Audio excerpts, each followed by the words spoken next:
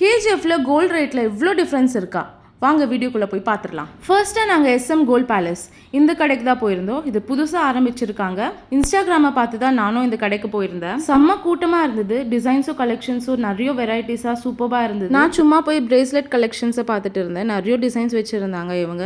ஒரு bracelet select பண்ணி சும்மா எஸ்டிமேஷன் மட்டும் போட்டு காட்ட சொன்னேன் நான். மேக்கிங் சார்ஜ் வேஸ்டேஜ் எல்லாம் சேர்த்து 79,000 கிட்ட வந்தது 6 கிராம்ஸ் கோல்டு. அடுத்ததான் நான் வந்து ராஜலட்சுமி ஜுவல்லர்ஸ் இவங்க கடைக்கு தான் போயிருந்தேன். இவங்களும் இன்ஸ்டாகிராமில் ரொம்ப ஃபேமஸ். பட் இவங்க கிட்ட கலெக்ஷன்ஸ் கொஞ்சம் கம்மியாக தான் இருந்தது. ஆனால் ஆர்டர் பண்ணி கொடுத்தா நான் வந்து 2 daysல டெலிவரி பண்ணி தரேன் அப்படி சொன்னாங்க.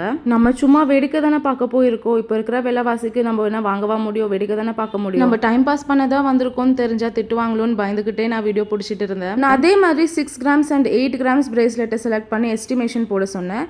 அண்ட் இங்கே பார்த்தீங்கன்னா 76,000 அப்படி தான் வந்தது. ஆல்மோஸ்ட் 3,000 கிட்ட வந்து டிஃப்ரென்ஸ் இருக்கு. உங்கள் ஊரில் கோல்டு ரேட்டு எவ்வளோ இருக்குன்னு கம்பேர் பண்ணி பார்த்துக்கோங்க. அடுத்த வீடியோவில் பார்க்கலாம். பாய்.